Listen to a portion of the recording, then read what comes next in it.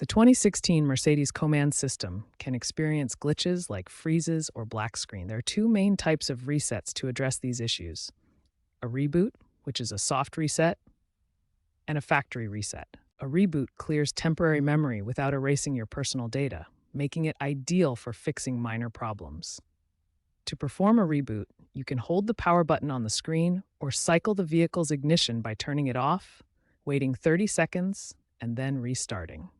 A factory reset erases all user data and settings, restoring the system to its original factory state.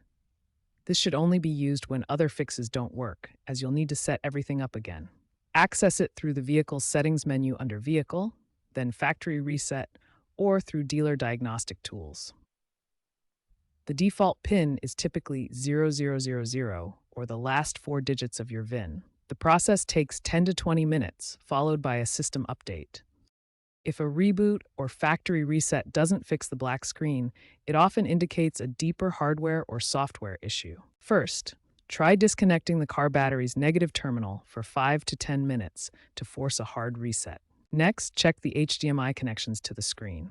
If problems persist, the system may require a firmware update through Mercedes dealers, or in severe cases, screen or head unit replacement. Note that software updates for the 2016 COMAND system are no longer routinely pushed by Mercedes-Benz.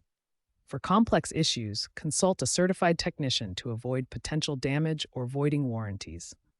Remember that resets are temporary fixes. Persistent problems suggest underlying hardware or software failures needing professional attention.